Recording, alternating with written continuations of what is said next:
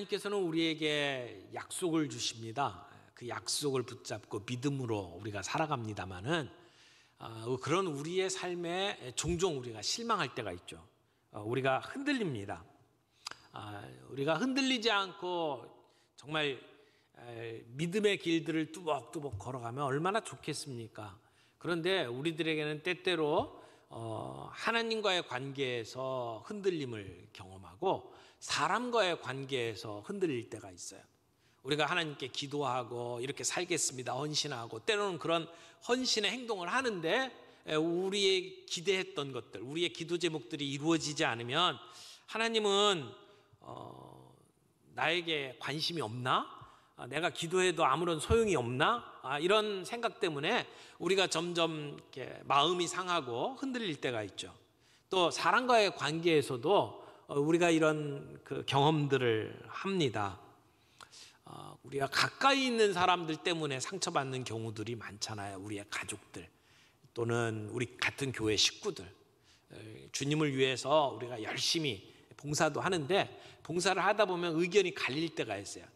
나는 이렇게 하면 좋겠는데 저 사람은 저렇게 하면 더 좋겠다고 생각을 하고 그 의견이 갈릴 때 우리의 마음속에 섭섭함이 들고 또 내 사람들이 내 의견을 따라주지 않을 때 점점 이렇게 멀어지죠. 그래서 열심히 봉사하다가 자꾸만 뒤로 물러서는 경우들을 보게 되면 사람과의 관계에서 이런 시험을 당하고 흔들리는 경우들을 보게 됩니다.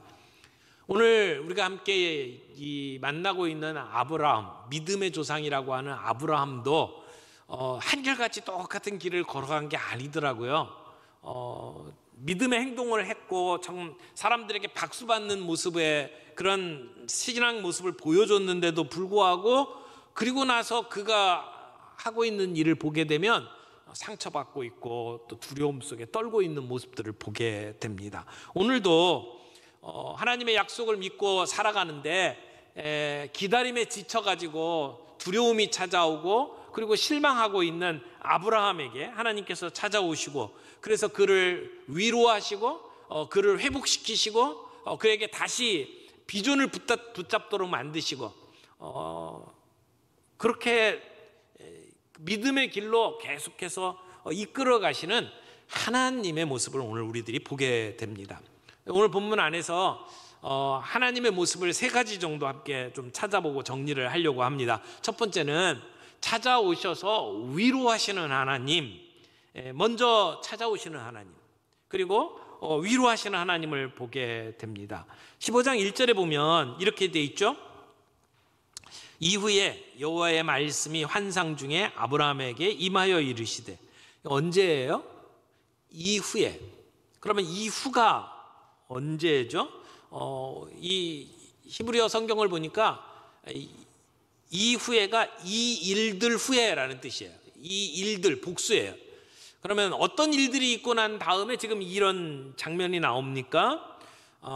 가까이 이제 따지면 지금 창세기 15장이니까 14장 사건 이후에 이렇게 말할 수 있겠죠. 14장 사건도 이제 아브라함이 그 롯의 포로로 끌려간 이야기를 듣고 이제 자기 길리던 그 군사들을 데리고 또 동맹군을 데리고 추격해서 이제 전쟁에 나가죠. 그래서 싸워서 이깁니다. 이제 그 사건과 그러고 난 다음에 돌아올 때에 멜기세덱의 이야기를 들으면서 하나님께 감사하고 그래서 11조를 드리고 이제 소돔 왕에게는 자기가 취했던 전리품들을 다시 다 돌려주는 그런 사건이 14장에 나오잖아요. 그러니까 그 14장의 그러한 일들 뒤에 이런 말도 되겠고 좀 더 넓게 보면 이제 12장부터 시작해서 아브라함이 가나안 땅에 돌아왔다가 애굽으로 갔고 다시 돌아와서 롯과 헤어지고 그리고 이제 14장 그 전쟁의 이야기를 다 포함해서 이런 사건들 뒤에 하나님께서 아브라함을 찾아오신 것으로 말할 수가 있습니다. 그러면 지금 이 15장에 나오는 아브라함의 지금 상태가 어떻습니까? 하나님께서 아브라함에게 찾아오셔서 두려워하지 말라라고 하신 말씀을 보면 지금 아브라함은 두려워하고 있는 거예요. 뭐 때문에 두려움이 있었을까요? 자, 전쟁에 나갔어요. 승리했어요. 그리고 돌아왔잖아요. 그러면 그 전쟁은 전면전이 아니에요. 어떻게 보면 이제 모든 것을 마치고 이제 돌아가는 그 군대 뒤를 추격을 해서 야밤에 기습작전을 벌린 거란 말이에요. 그래가지고 전쟁에 이겼습니다. 그리고 그 빼앗겼던 사람들과 물건들을 다 되돌려 이렇게 받게 되는 이런 일들이 있었잖아요. 그런데 그렇게 전쟁에 이기고 돌아와서 지금 지냅니다. 오늘 우리가 이 땅을 살아가면서 우리의 방패 되신 하나님을 믿고 의지하는 것 정말 중요합니다. 두려운 상황 속에서 이길 수 없을 것 같은 정말 암담한 상황 속에서 길이 보이지 않는 상황 속에서 하나님은 나의 방패시다 라고 고백하며 나아가는 저희들이 되기를 바랍니다. 두려워하지 말라, 나는 너의 방패니라. 이 음성이 여러분들에게도 들리길 바랍니다. 여러분의 이름을 넣어서 한번 생각을 해보세요. 두려워하지 말라, 나는 너 명호의 방패니라. 여러분의 이름을 넣어서 여러분 한번 말씀해 보세요. 두려워하지 말라, 나는 너 여러분의 방패니라. 두 번째는 뭐예요? 나는 너의 뭐라고요? 큰 상급이다. 근데 이 상급이라고 하는 말의 이 뜻이 뭐냐면 전리품이라는 뜻이에요. 조금 전에 전리품 얘기 나왔잖아요. 전쟁에서 그 모든 탈취물들을 가지고 그리고 돌아왔어요. 그런데 그 탈취물들은 다 소돔, 고모라 이런 쪽에서 다 탈취한 거잖아요. 그래서 아브라함은 그걸 그 소돔 왕에게 다 돌려주었습니다. 아마 그들의 문화 속에 잠식당하지 않기 위해서. 하나님이 주시는 복이 소돔 왕의 복보다 더 중요하기 때문에 하나님이 나를 존귀하게 만드실 때까지 내가 기다리겠다는 마음으로 아브라함은 그 전리품을 포기합니다. 어쩌면 마음속에 아브라함 마음속에 아쉬운 마음이 있었을지도 몰라요. 내가 믿음의 사람으로 결단했어요. 그리고 포기했어요. 그때야말로 정말 위대한 믿음의 어떤 행동을 한 거잖아요. 근데 그 시간이 지나고 난 다음에 야, 저걸 내가 갖고 있었으면 어떻게 될까? 그런 아쉬움이 어쩌면 있었을지도 모르죠.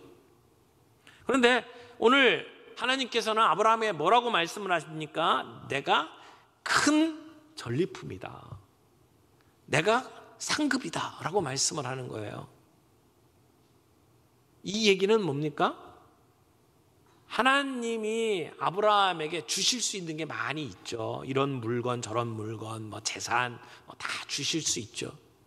근데 하나님은 앞으로 내가 너에게 줄 거다라고 얘기하는 게 아니라 너는 이미 받았다는 거예요. 내가 너의 큰 상급이다.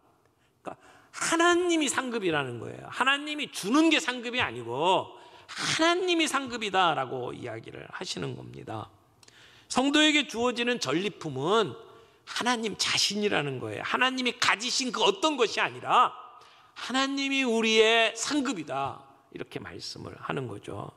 우리가 그 진짜 전리품, 진짜 상급이신 하나님을 늘 모시면서 살아간다면 우리는 우리의 삶 속에 참된 안식과 기쁨을 누릴 수가 있습니다.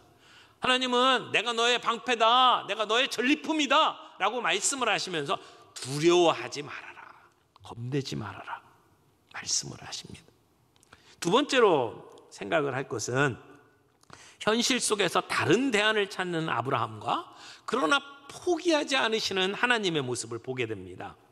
여러분, 하나님은 아브라함 찾아오셨잖아요. 그리고 위로의 말씀을 주셨어요. 두려워하지 말아라, 내가 너의 방패다, 내가 너의 지극히 큰 상급이다, 그렇게 말씀을 하셨으면 여러분, 아브라함 마음이 그 말씀 듣고 위로를 받아야 될 거 아니에요. 야, 이런 상황, 내가 어떤 상황에 있는지 하나님이 아시고 찾아오셔서 이렇게 위로를 해주시는구나, 그렇게 위로를 얻고 힘을 얻어야 되잖아요. 근데 그 뒤에 나오는 아브라함의 이야기를 좀 살펴보죠. 2절, 3절 말씀을 보면 아브라함이 이르되 뭐라고 그랬어요? 주 여호와여, 무엇을 내게 주시려 하나이까? 나는 자식이 없사오니 나의 상속자는 이 다메섹 사람 엘리에셀이니이다. 그러면서 또 뭐라고 그래요? 3절에 주께서 내게 씨를 주지 아니하셨으니 내 집에서 길린 자가 내 상속자가 될 것이니이다. 지금 이 아브라함의 말이 지금 위로를 받고 힘을 얻어가지고 하나님을 찬양하면서 하는 얘기인가요? 그렇지 않잖아요. 아까 드라마 바이블 저희들이 이렇게 들었습니다마는 아주 이 아브라함 역할을 하는 사람이 실감나게 표현을 한 것 같아요. 이렇게 뭔가 입이 부어가지고 뾰루퉁해가지고 그리고 기운 없게 그러면서 이야기를 하잖아요. 하나님 뭘 주시옵니까? 어떻게 보면 지금 현실 때문에 지쳐가지고 꿈과 희망 다 내려놓고 그리고는 하나님 앞 불평하는 듯한 그러한 지금 말을 하고 있는 거예요. 왜?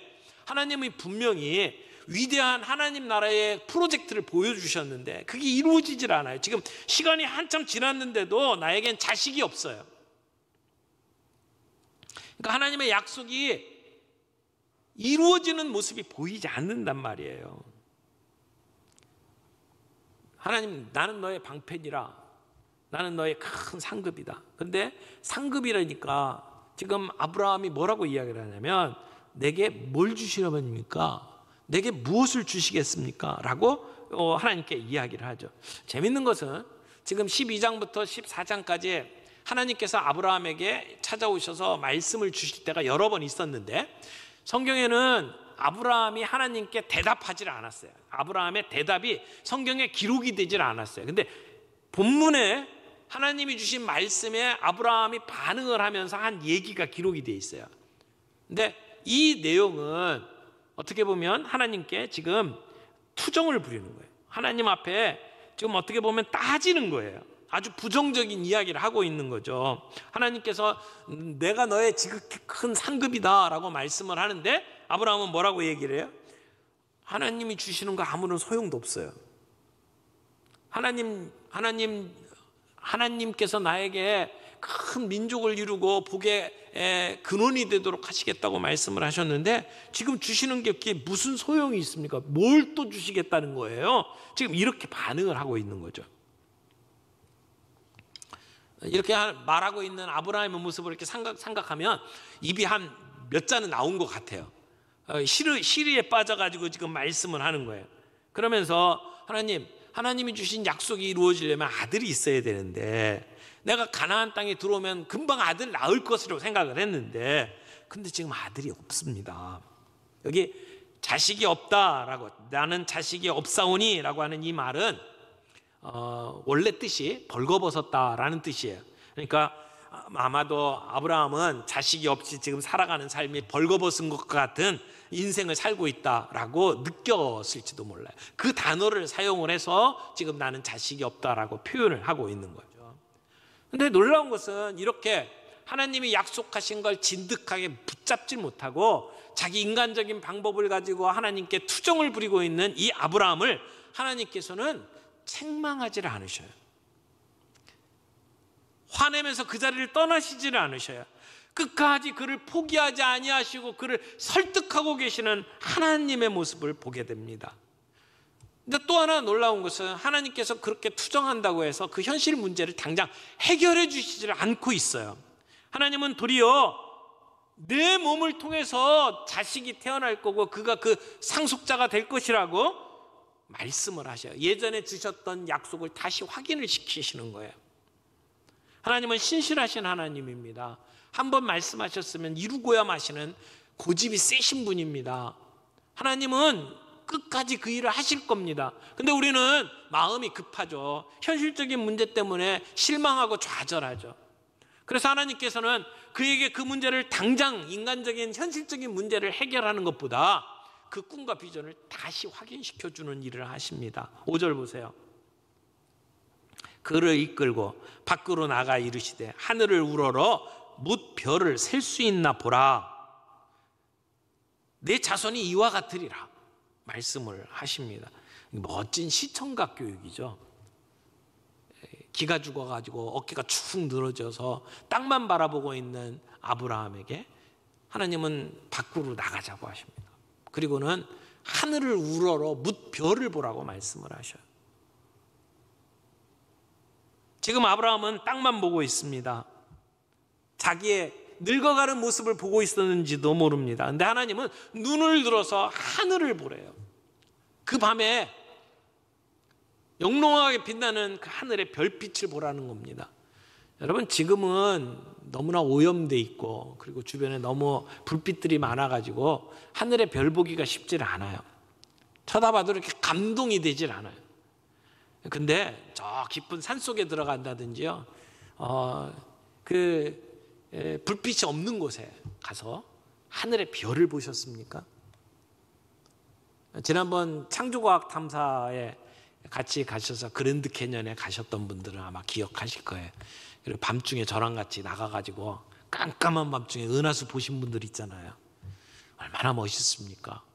정말 찬란하게 빛나는 그 별빛들. 근데 하나님은 별을 세보래요. 내가 무별을 셀 수 있나 봐라. 이 얘기는 못 센다는 얘기죠. 은하계 안에 별이 1000억 개가 있대요. 그리고 우리가 보이지 않지만 그 은하계가 1000억 개의 은하계가 있다고 과학자들이 이야기해요. 그러니까 별 숫자는 1000억 곱하기 1000억. 그러니까 우리가 셀 수 없는 숫자죠. 우리 눈에 보이는 하늘의 별만 해도 한 6000개 된다고 그러더라고요. 하나님께서 하늘의 별을 보여주시면서 이 별들을 셀 수 있나 봐라 그럴 때 아브라함이 셌을까요? 아마 엄두를 못 냈을 거예요. 저걸 어떻게 세? 근데 하나님 뭐라고 말씀하셔요? 내 자손이 이와 같으리라 말씀을 하셨습니다. 하나님의 능력은 셀 수가 없습니다. 하나님의 능력은 측량할 수가 없습니다. 오늘 아브라함은 자기의 나이는 셀 수가 있었을 거예요. 올해가 몇 살. 그러나 하늘의 별은 셀 수가 없습니다. 하나님의 능력, 그 능력은 우리의 한계를 벗어나는 겁니다. 근데 아브라함은 아직도 실감을 못한 거죠. 지금 나는 늙어가고 있고 자식을 못 낳고 그게 우리의 한계죠. 근데 하나님은 그 한계를 뛰어넘는 분이시잖아요. 아브라함은 아직도 그 한계에 뛰어넘는, 측량할 수 없는 하나님의 능력이 실감이 되질 않는 거예요. 그러니까 투정하는 거죠. 그러니까 조바심이 나는 거예요. 그러니까 자꾸 인간적인 방법을 가지고 하나님 앞에 내놓는 거예요. 그러나 우리의 능력을 가지고는 죽었다 깨나도 불가능한 일들을 하나님은 하실 수 있어요. 그 능력의 하나님을 오늘 다시 기억나게 만드는 거야. 무별을 보면서, 저 찬란히 빛나는 하늘의 별들을 보면서 하나님이 그런 분이라는 것을 깨우쳐 주시는 거죠. 하나님은 당장 아브라함의 현실적인 문제를 해결해 주시지 않고 도리어 하나님의 약속과 비전을 더 분명하게 붙잡도록 만드셨습니다. 여러분, 땅을 바라보면서, 현실의 문제를 바라보면서 비관적으로 살지 말길 바랍니다. 하늘을 바라보며 하나님이 주신 비전과 꿈을 붙잡고 낙관주의자로 살아갈 수 있기를 바랍니다. 땅을 바라보고 현실을 바라보면 우울한 사람 됩니다. 그러나 하늘을 바라보고 하나님이 주신 비전을 붙잡으면 우리는 안식을 누리고 기쁨을 누릴 수가 있습니다. 세 번째로 만나는 하나님, 어떤 분입니까? 믿음을 의로 여기시는 하나님이에요. 자, 여기 하나님께서 이제 하늘의 별을 보여주시면서 시청각 교육을 하시면서 다시 약속을 붙잡도록 만들었잖아요. 그럼 아브라함이 어떻게 반응합니까? 6절 말씀 보세요. 6절에 뭐라고 그랬어요? 아브라함이 여호와를 믿으니, 믿었습니다. 믿었다라고 하는 단어가 이 성경에 처음 나오는 장면이에요. 믿다, 신뢰하다, 그런 뜻이거든요. 그러니까 아브라함은 그 하늘의 무별을 보면서 하나님을 신뢰하게 되었습니다. 하나님을 믿었다는 거죠. 여기서 아브라함이 믿었다는 게 뭘까요? 아브라함은 하나님이 말씀하신 대로 자기의 자손들이 저 별처럼 많아질 것이다 라고 하는 사실을 믿은 걸까요? 아니면 그렇게 약속해 주시는 하나님을 믿은 걸까요? 저는 여기에 이 아브라함이 여호와를 믿었다라고 하는 것은 자기 자손이 하늘의 별처럼 많아질 것이라는 사실 자체를 믿었다기보다는 이런 많은 자손을 주시겠다고 하시는 하나님, 여호와 하나님을 신뢰했다라고 하는 말이라고 생각합니다. 물론 여호와를 신뢰하는 것이 여기에서 시작한 건 아니에요. 하나님께서 가나안 땅으로 가라고 하셨을 때부터 아브라함은 믿음을 가지고, 그리고 길을 떠났죠. 그리고 여기까지 온 거예요. 그러나 그 이전 과거에 그 아브라함이 하나님을 믿었던 것과 지금 여기 이 하늘의 별을 보면서 하나님의 약속을 붙잡고 하나님을 신뢰한 것과는 좀 더 다른 차원이죠. 좀 더 성숙한 차원이에요. 그 믿음이 더 강해진 거죠. 하나님에 대한 신뢰가 더 분명해진 겁니다. 사실은 신비해요. 어떻게 믿었을까?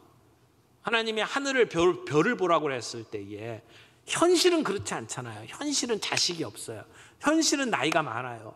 현실은 생산할 수 있는 능력이 없어요. 그럼에도 불구하고 그런 하나님의 말씀, 하나님이 보여주신 것을 보면서 믿었단 말이에요. 그게 은혜죠.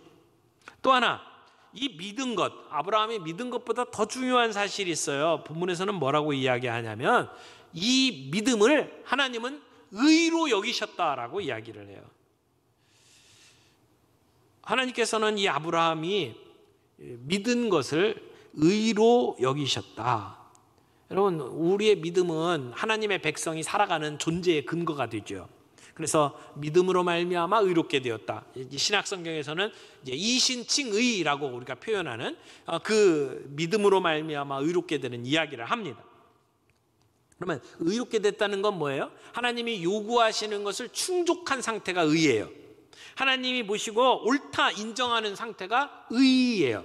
그러면 하나님이 아브라함을 보고 야 이제는 됐다 내가 너를 의롭게 여긴다 할 때에 뭘 보고 의롭다고 여기시는 거예요? 자, 지금까지 아브라함이 하나님을 제대로 믿질 못했어요. 약속을 제대로 신뢰하지 못했고 인간적인 방법을 자꾸 찾아다녀요. 그리고 자꾸 넘어져요. 그러면 이제부터는 아브라함이 완벽한가요? 지금 15장 이후에 아브라함은 실수 안 하나요? 아니요. 그 뒤에도 아브라함은 똑같은 실수를 하는 인간이에요. 어떻게 보면 말도 안 되는 실수를 또 해요. 그럼에도 불구하고 하나님은 아브라함을 의롭다고 여기셨어요. 여기 여긴다라고 하는 말이 중요한 말인데요. 그것은 아직 부족함에도 불구하고 충분한 것으로 간주한다는 얘기예요. 아브라함이 완벽한 의인이 된 게 아니에요. 그럼에도 불구하고 하나님은 그를 의롭다고 여기신다는 것이죠. 아브라함의 부족함에도 불구하고 그의 믿음을 의로 여기시는 하나님의 은혜로우신 결정을 오늘 우리가 보는 겁니다. 오늘 우리가 마찬가지예요. 내가 하나님 앞에 얼마나 의롭게 삽니까? 그렇지 못할 때가 많잖아요. 우리는 자주 넘어집니다. 우리가 의도하고 계획하는 것 자체가 얼마나 이기적인지 몰라요. 그리고 우리는 자주 실수합니다. 완벽하진 않아요. 그럼에도 불구하고 하나님은 우리를 의롭다고 봐주시는 것, 이것이 우리가 은혜라고 이야기를 하는 겁니다. 부족함에도 불구하고 충분한 것으로 봐주시는 하나님. 우리가 하나님 앞에 설 수 있는 자격이 없어요. 하나님 나라에 들어갈 수 있는 자격이 없어요. 그럼에도 불구하고 우리가 예수 그리스도를 나의 구주로 믿는 그 믿음을 하나님은 의로 여기시고 그리고 우리를 받아주신다. 그 은혜의 하나님, 그 하나님을 믿고 따라가는 사람은 오늘 아브라함의 자손입니다. 아브라함을 통해서 수많은 자손을 주시겠다고 말씀하신 그 하나님의 약속은 이스라엘 민족을 형성하도록 만들었을 뿐만 아니라 오늘 저와 여러분들을 믿음 안에 서게 하시고 예수 그리스도를 구주로 영접하게 하시고 고백하게 하셔서 오늘 이 땅에 아브라함의 자손으로 살아가게 만드신 거죠. 하늘의 별처럼 수많은 자손을 두게 만드신 그 약속이 오늘 우리들을 통해서 이루어지고 있는 겁니다.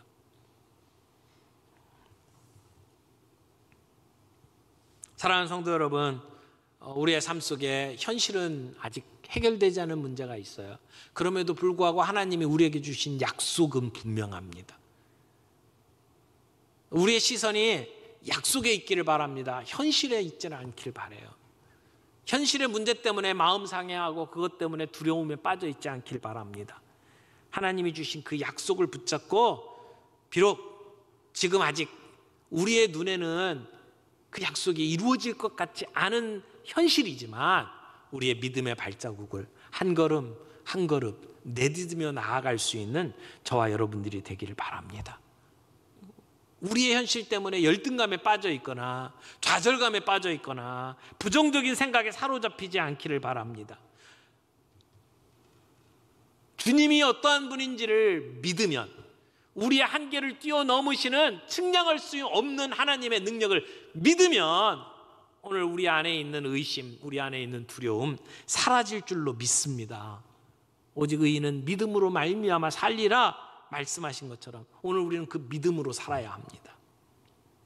두려워하지 말아라 라고 하는 그 하나님의 말씀이 오늘 저와 여러분들에게 들려지기를 바랍니다. 찾아오셔서 위로하시는 하나님, 부족함에도 불구하고 포기하지 아니하시는 하나님, 우리의 연약함에도 불구하고 우리를 의롭다고 인정해 주시는 그 하나님의 능력을 오늘 우리가 붙잡고 살아가기를 바라고, 내가 너의 방편이라, 너의 큰 상급이라 말씀하신 그 말씀을 내 것으로 받아들이고, 그래 우리의 상황은 녹록지 않고 지금 힘든 시간 보내지만 주님이 나를 지켜주실 거야. 주님이 나의 상급이야. 주님이 주시는 물질이 상급이 아니라 모든 것을 주실 수 있는 주님이 바로 나의 상급이야. 그분이 나의 하나님이야.